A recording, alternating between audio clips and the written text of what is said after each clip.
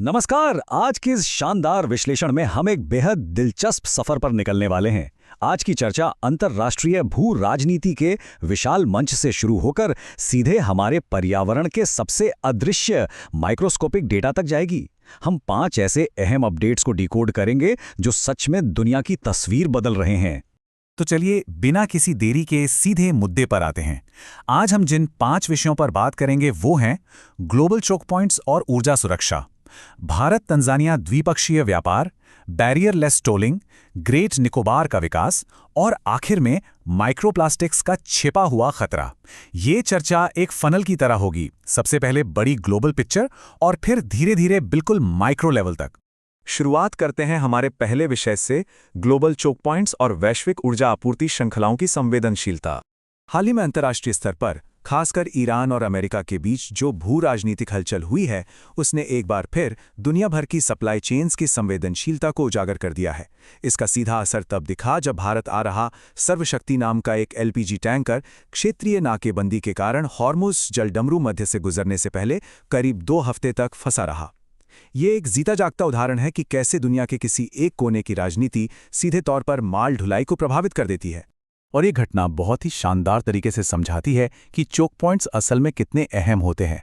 अनिवार्य रूप से चोक पॉइंट एक ऐसा संकरा समुद्री रास्ता होता है जहां से भारी मात्रा में व्यापार गुजरता है, और इसलिए ये नाकेबंदी के प्रति बेहद संवेदनशील होता है, जैसे कि हॉर्मुज़ जलडमरू मध्य, जो फारस की खाड़ी और ओमान की खाड़ी को जोड़ता है। पश्चिम एशिया पर ऊर्जा के लिए हमारी जो निर्भरता है, उसे देखते हुए ऐसे चोक पॉइंट्स पर कोई भी रुकावट सीधे तौर पर ऊर्जा आपूर्ति के लिए एक बड़ा जोखिम बन जाती है। प्रतियोगी परीक्षाओं की तैयारी के नजरिए से यहाँ कुछ बातें बिल्कुल स्पष्ट होनी चाहिए। मैप पर यह जानना बेहद जरूरी है कि हॉर्मुज़ जलडमरू मध्य किन देशों से घिरा है, जो कि ओमान, ईरान और यूएई हैं। और साथ ही ये सोचना भी दिलचस्प है कि ऐसी क्षेत्रीय अस्थिरता ब्रेंट क्रूड और एलपीजी की सप्लाई चेन को अलग-अलग तरीके से कैसे प्रभावित कर सकती है। अब रुख करते हैं अंतर्राष्ट्रीय आर्थिक संबंधों की तरफ। हमारा दूसरा विषय है भारत तंजानिया द्विपक्षीय व्यापार का विस्तार और क्रिटिकल मिनरल्स। इस जानकारी में जो बात सच में सबसे दिलचस्प है वो ये है कि कूटनीति और अर्थव्यवस्था कैसे एक दूसरे से जुड़ते हैं। हाल ही में भारत और तंजानिया के बीच 5वीं संयुक्त व्यापार समिति की बैठक हुई। तंजानिया के पास कोबाल्ट और निकल जैसे क्रिटिकल मिनरल्स का विशाल भंडार है, और हम जानते हैं कि इलेक्ट्रिक व्हीकल्स यानी ईवी मिशन के लिए इनकी कितनी सख्त जरूरत है। कूटनीतिक मोर्चे पर भी यह साझेदारी सागर विजन और अफ्रीकी संघ के साथ संबंधों के ढांचे में बिल्कुल सटीक बैठती है। इस बढ़ते व्यापार को सुचारू रूप से चलाने के लिए जिस अहम बैंकिंग तंत्र का सहारा लिया जा रहा है वो है वोस्ट्रो अकाउंट। आसान शब्दों में कहें तो ये तंत्र पारंपरिक वैश्विक मुद्राओं जैसे कि अमेरिकी डॉलर पर निर्भर रहने के बजाय सीधे स्थानीय मुद्रा में यानी रुपया और शिलिंग के बीच व्यापारिक लेनदेन की अनुमति देता है। ये द्विपक्षीय व्यापार को तेज, सुरक्षित और अधिक स्वतंत्र बनाने का एक बहुत ही शानदार तरीका है। इस पूरे घटनाक्रम से जो सबसे जरूरी सवाल उभर कर आते हैं वे क्षेत्रीय गुटों और बैंकिंग प्रणाली से जुड़े हैं। पूर्वी अफ्रीकी समुदाय और हिंद महासागर रिम एसोसिएशन के सदस्य देश कौन कौन से हैं, और तकनीकी रूप से वोस्ट्रो खाते बैंकिंग प्रणाली में कैसे काम करते हैं। इन बुनियादी बातों को पकड़कर रखना परीक्षा के लिए बहुत अहम है। अंतर्राष्ट्रीय व्यापार से आगे बढ़ते हुए आइए अब देश के मैक्रो इंफ्रास्ट्रक्चर पर नजर डालते हैं। हमारा तीसरा विषय है बैरियरलेस टोलिंग की ओर बदलाव और भारत में एमएलएफएस सिस्टम का लागू होना। तो खबर यह है कि गुजरात में देश का पहला मल्टी लेन फ्री फ्लो यानी एमएलएफएस सिस्टम शुरू कर दिया गया है। ये एक बैरियरलेस टोलिंग सिस्टम है। इसका सीधा सा मतलब यह है कि अब गाड़ियों को टोल प्लाजा पर रुकने की कोई ज़रूरत नहीं होगी। टोल का भुगतान हाईवे पर पूरी गति से चलते हुए ही हो जाएगा। लॉजिस्टिक्स की लागत कम करने और परिवहन को तेज बनाने की दिशा में ये एक बहुत बड़ा कदम है। अब यहाँ समझने वाली सबसे अहम बात यह है कि ये पुरानी तकनीक से अलग कैसे है। मौजूदा फास्टैग प्रणाली पैसिव आरएफआईडी तकनीक पर काम करती है, जहां सेंसर को टैग रीड करने के लिए गाड़ियों को कम से कम धीमा तो करना ही पड़ता है।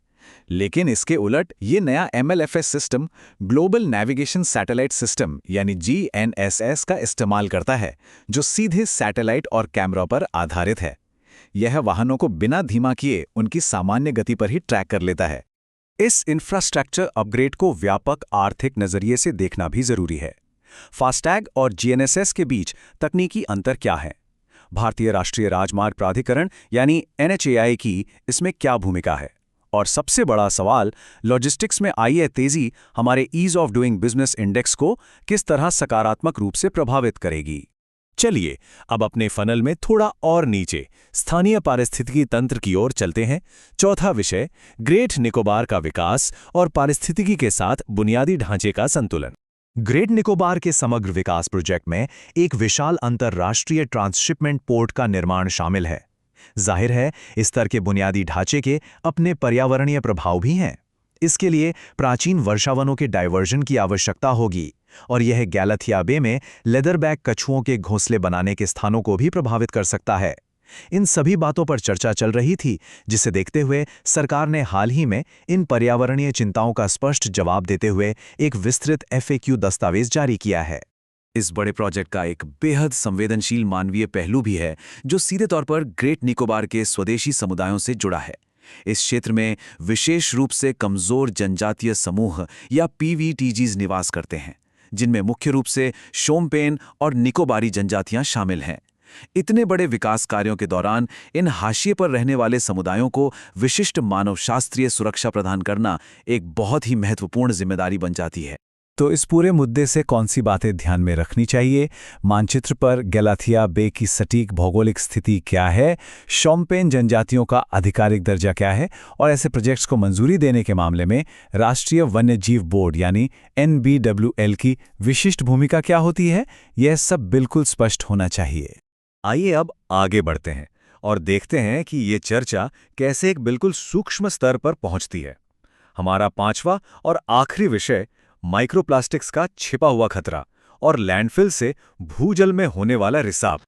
हम विशाल मैक्रो इकोनॉमी और राष्ट्रीय राजमार्गों से होते हुए अब एक ऐसे खतरे तक आ गए हैं जो नग्न आंखों से दिखता भी नहीं। 5 मिलीमीटर, ये इस अदृश्य खतरे की असली पहचान है। प्लास्टिक का कोई भी टुकड़ा जो इससे छोटा होता है माइक्रोप्लास्टिक कहलाता है। CSIR नीरी के एक नए अध्ययन ने इस बात की पुष्टि की है कि हमारे शहरों के किनारे मौजूद कचरे के पहाड़ यानी लैंडफिल अब हॉटस्पॉट बन चुके हैं। यहां से ये अदृश्य माइक्रोप्लास्टिक्स रिस्क कर सीधे भूजल में मिल रहे हैं। और सबसे ज्यादा परेशान करने वाली बात यह है कि ये सिर्फ पानी में रहकर खत्म नहीं होते। यहीं से ट्रॉफिक ट्रांसफर की प्रक्रिया शुरू होती है। इसका सीधा मतलब है कि ये माइक्रोप्लास्टिक्स, चाहे वो प्राथमिक हों या फिर बड़े प्लास्टिक के टूटने से बने द्वितीयक हों, छोटे जीवों के जरिए पारिस्थितिकी तंत्र में ऊपर की ओर बढ़ते जाते हैं। प्लास्टिक अपशिष्ट प्रबंधन नियमों में मौजूद खामियों का फायदा उठाकर ये कचरा अंततः हमारी और आपकी खाद्य श्रृंखला में प्रवेश कर जाता है। इस विश्लेषण को खत्म करते हुए एक बहुत ही गहरा सवाल सामने आता है।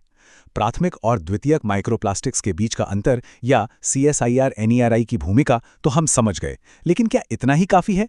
भविष्य में वैश्विक नीतियां इस संकट को कैसे संभालेंगी? वर्तमान में जो संयुक्त राष्ट्र प्लास्टिक संधि की वार्ताएं चल रही हैं, क्या वे इस अदृश्य लेकिन पूरी दुनिया में फैले पर्यावरणीय खतरे को रोकने के लिए वास्तव में कोई ठोस उपाय निकाल पाएंगी?